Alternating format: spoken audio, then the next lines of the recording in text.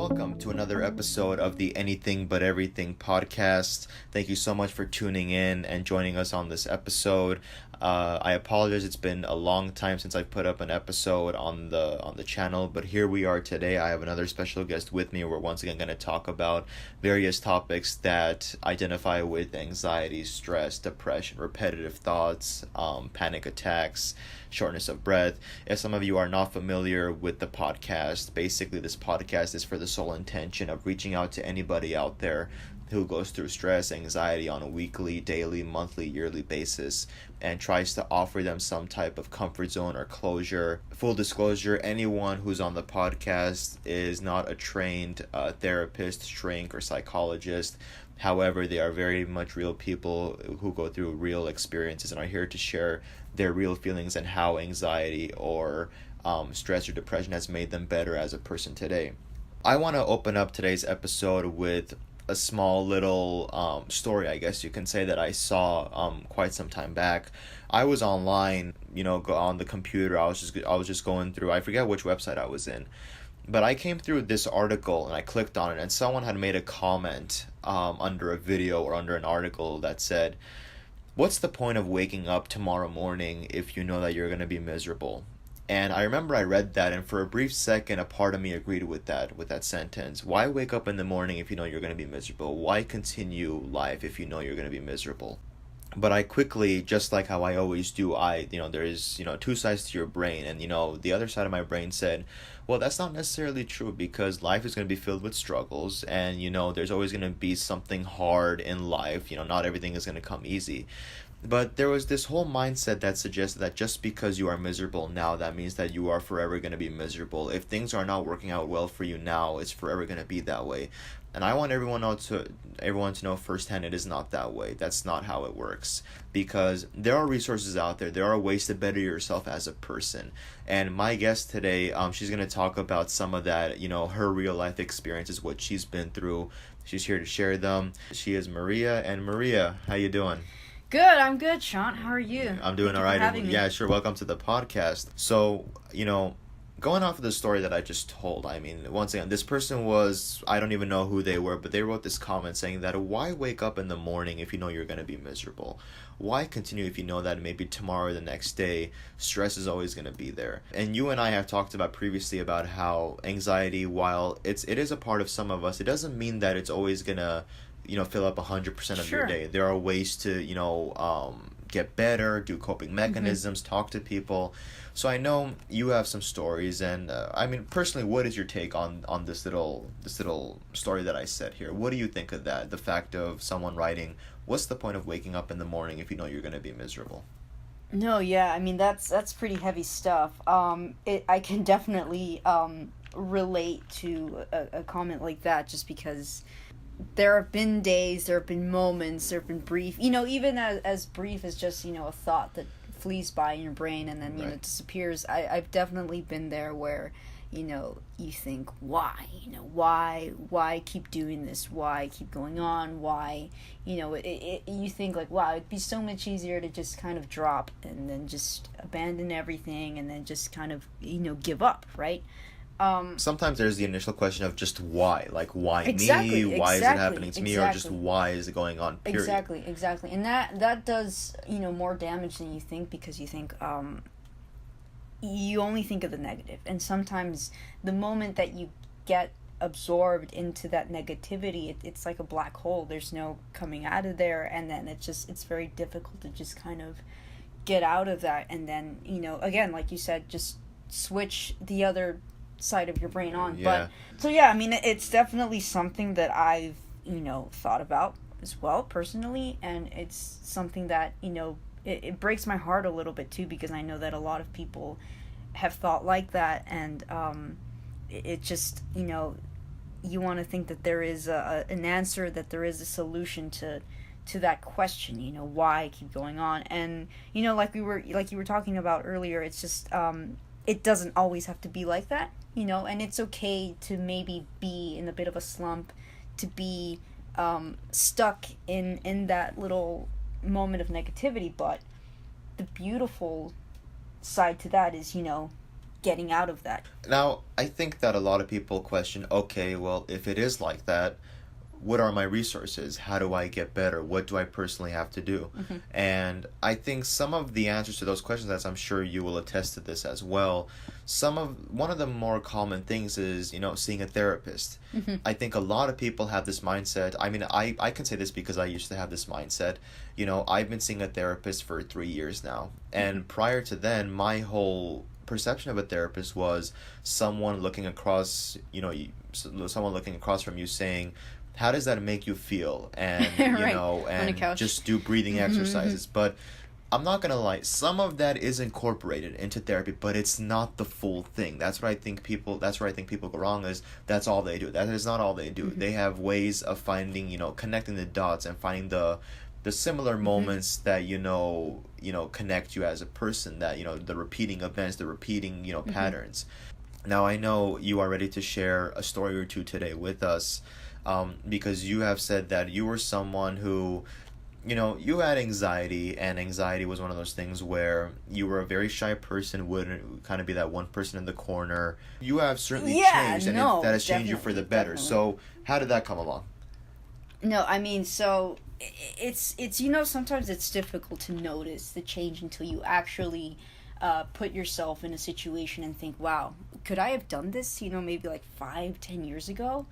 And then I think about that and I think, no, I don't think so. I really do think I've changed, But no, yeah, I mean, growing up, definitely, I was always such a very reserved person. I was very timid. I remember just being at school and just not, talking to people at all. Sometimes even making eye contact was hard for me.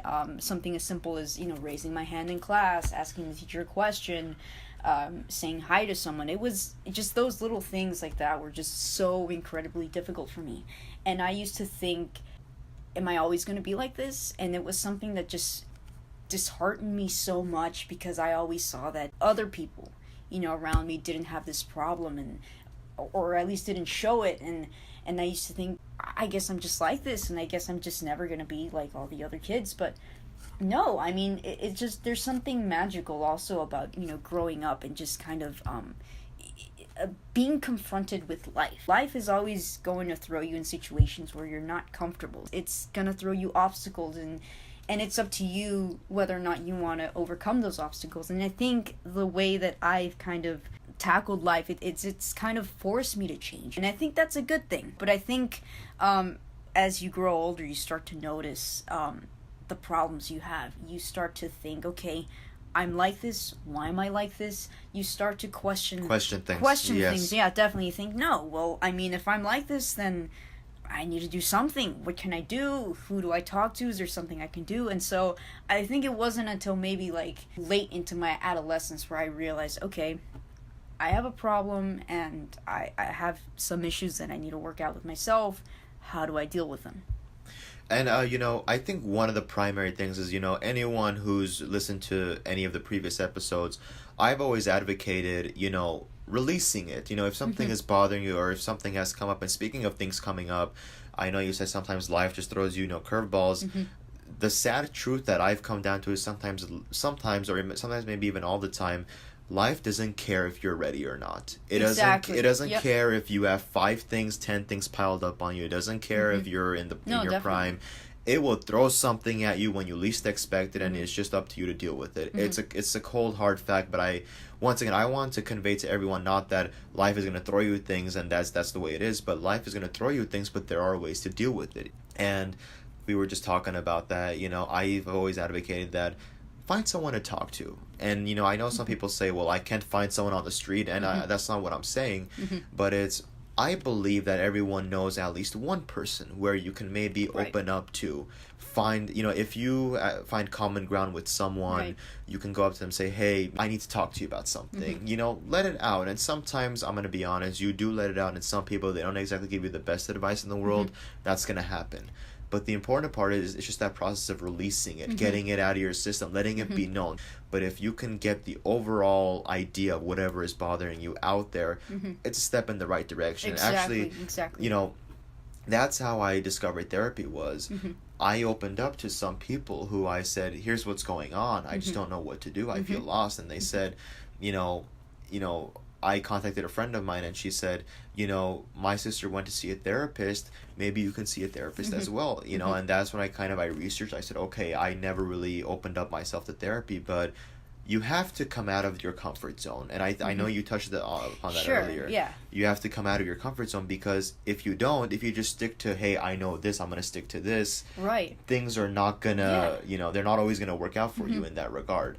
But going back to your story, what was that first process of noticing the change or pushing for the change, or what did you do when you were in this personality of being shy, not wanting to raise your hand? Yeah, no, I mean, it's definitely, again, the whole, like, stepping out of your comfort zone thing, it's definitely something that's, easier said than done, especially for, those of us that do struggle with anxiety and, depression and those things. I think for me, it was just realizing, like, I just wasn't happy, I would just, go through the day and just kind of, like, just very mundane routine. And I would notice, my brother, I have a twin brother who, of course is my same age, and he was, so completely different from me. As we started, growing up together, he would just, he was more outgoing, and he had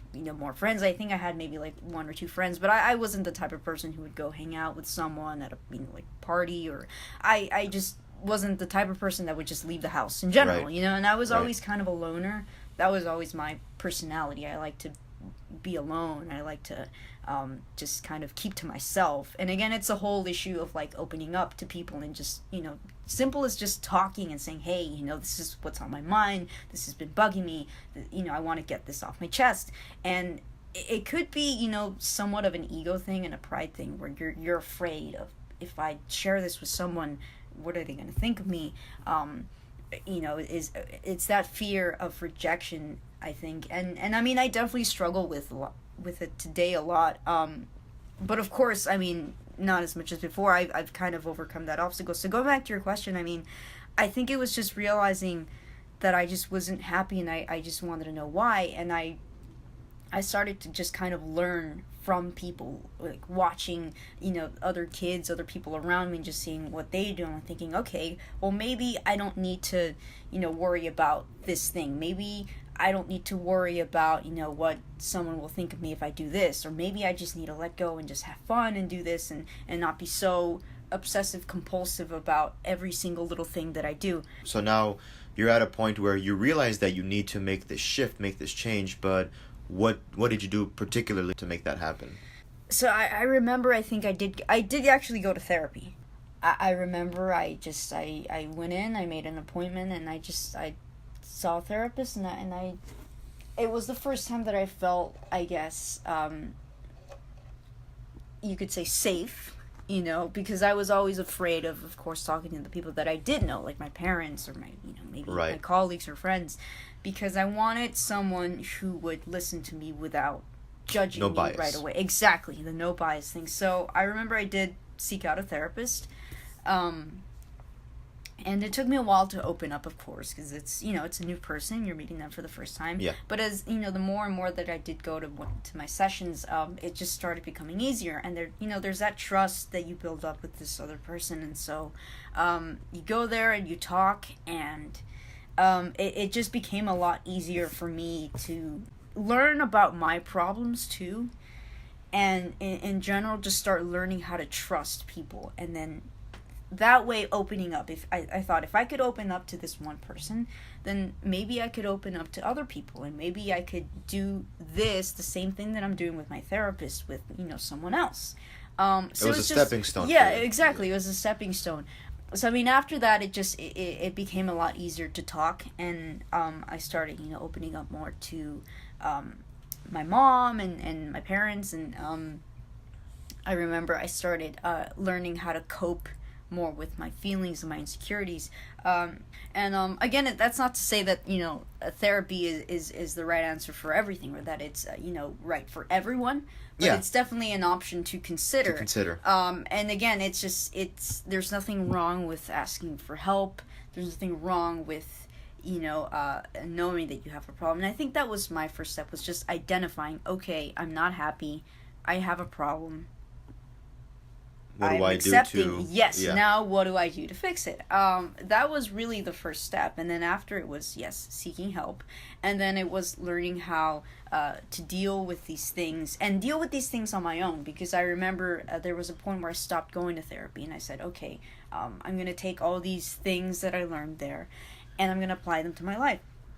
And more, little by little, I think that's what kind of gave me a little bit of confidence. You know, I thought like, okay, great. Like, I'm not going to therapy right now. I'm going to see if I can, you know, tackle life on my own. But I know that if I ever need help, I have somewhere to go. Yeah. You know, and I have somewhere that, you know, welcomes me with open arms. And there's nothing, you know, there's nothing, you know, wrong about that, because I think a lot of the times you feel like, oh man, like, did I fail? You know, am I failing by kind of going back to seeking help? No, I mean, it's just one of those things where you have to, you know, look at it as a process. You know, Yeah. like, you know, if you mess up, if you do something wrong, start over, start again, and you do it again until you get it right. Yeah, you know, I can also attest to that as well, is that, you know, I can remember I kind of had that same attitude as well, that if I walk into therapy with 10 questions, all 10 questions will be answered by the time that hour is done and everything is going to be all sunshine and rainbows. You know, it doesn't work that way. It is a process, but what's so funny is that you have so many epiphanies. You have some of Yes. those, you know, eureka moments where, you know, you'll see a therapist, you come home and a day or two passes by and you recall some of the things you were talking about with your therapist, and all of a sudden a light bulb goes off in your head and it just clicks. You're like, oh, I see that now. Like, you pick Yeah, up on a thinking yeah, pattern, exactly. or you kind of discover something new. And so I think there is something of patience that you have to consider Yes, with yes. therapy. It is not immediate. It is not 1 or 2 sessions. It is something that will make you feel better, but it's not like, it doesn't take the problem away immediately. Exactly. It's more of a process. And I did address this on a previous episode where I said, and I'll say it now, a lot of people, I feel, completely subjective, but I feel like a lot of people don't open up because they feel like no one is going to be able to understand me. And what I've come to realize is that no one is going to be able to 100% understand where you're coming from.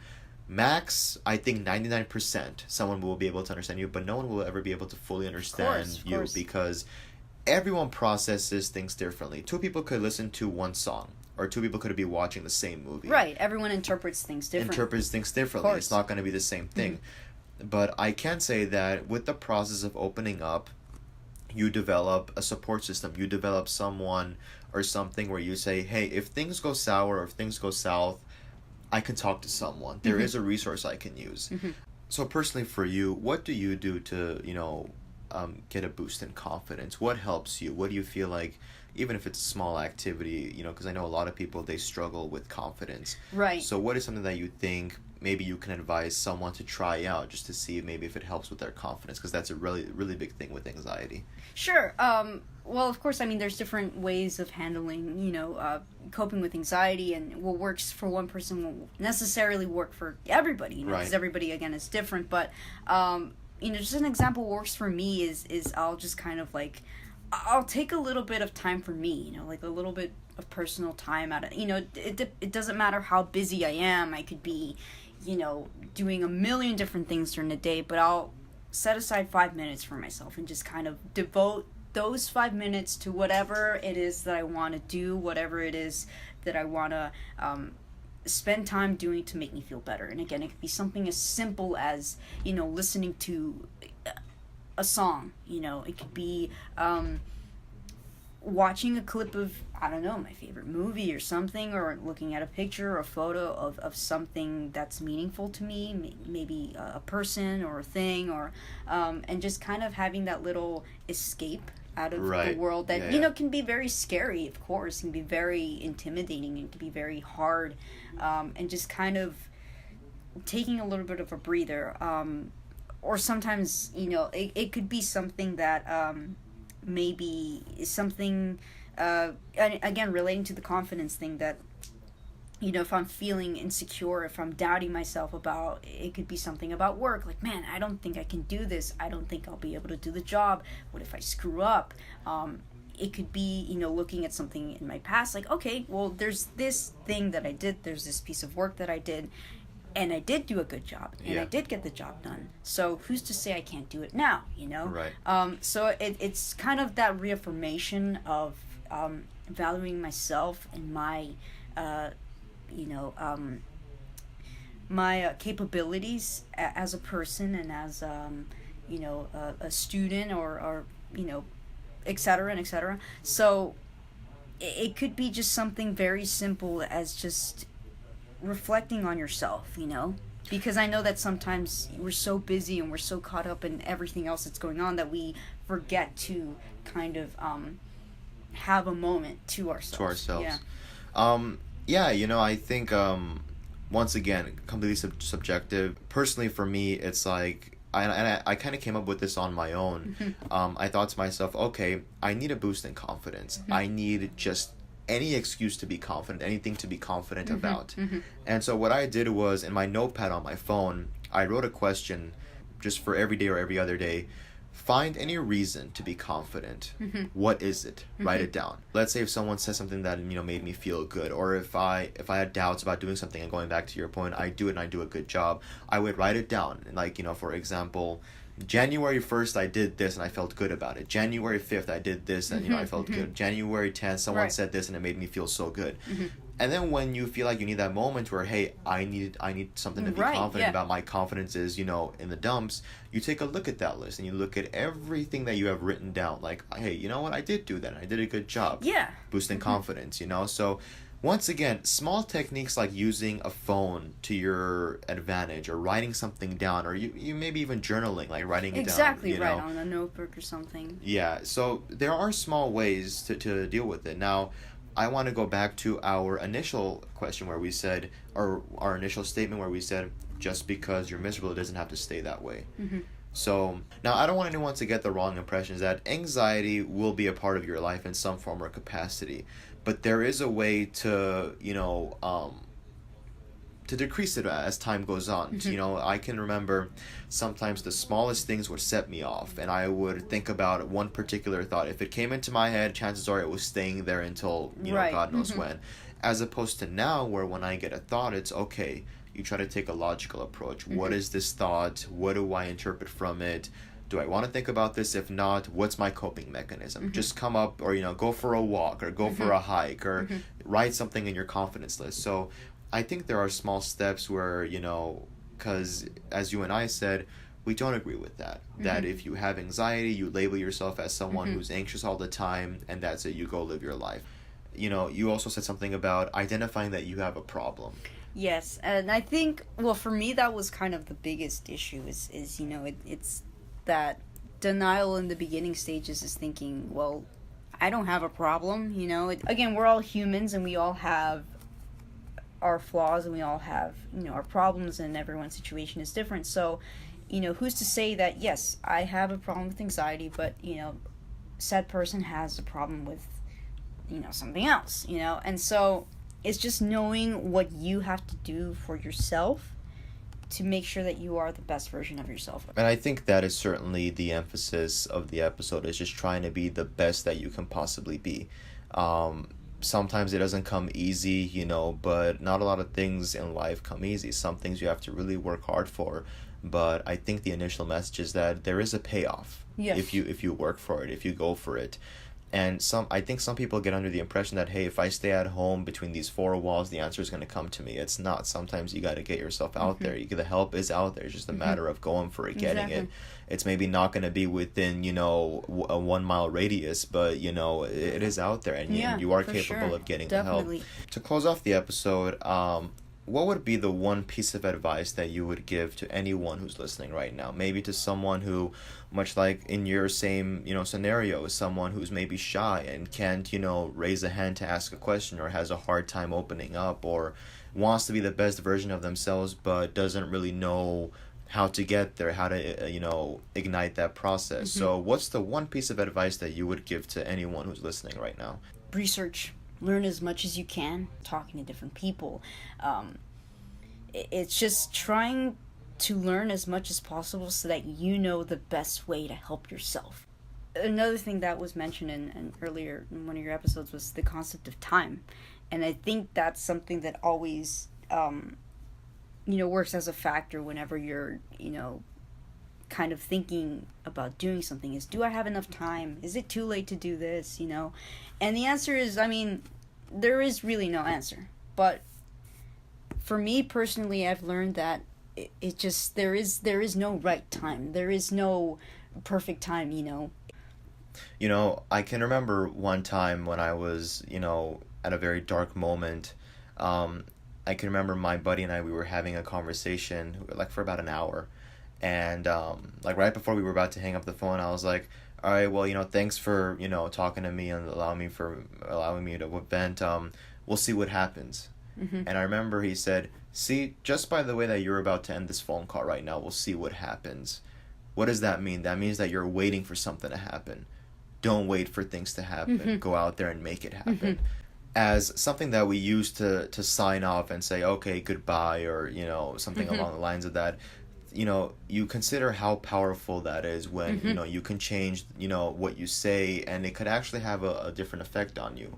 Saying, we'll see what happens, signifying, I'm going to stand back and we're just going to see how things play out. Yeah. By doing that, you are not taking any course of action. I want to share this with everyone before we, conclude the episode, is that I can remember when I finally decided to take up therapy.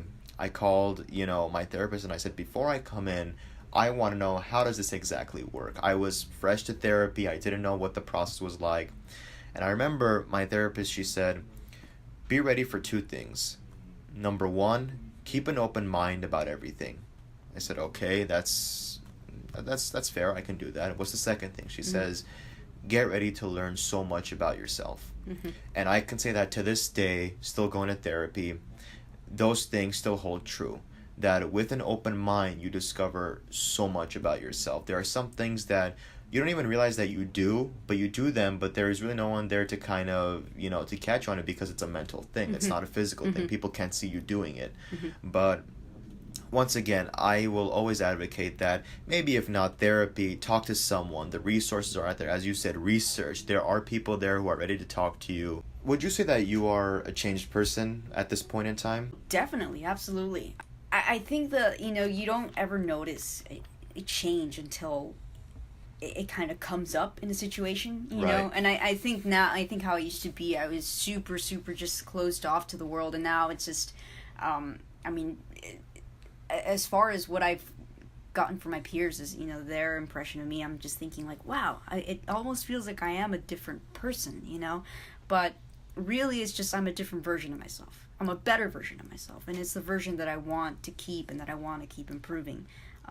Would you say that anxiety has led you to become, it's because of anxiety that you have become a better person? Yeah, of course. I think if anything, the positives of having anxiety is I feel like I'm a little bit more of a compassionate person. If there's someone who has a problem and someone's going through something, and I feel that I'm able to at least, talk to them and just hear them out and listen. And I think something as simple as that is, goes a long way. And again, going back to my own anxiety about maybe talking to people or, just opening up.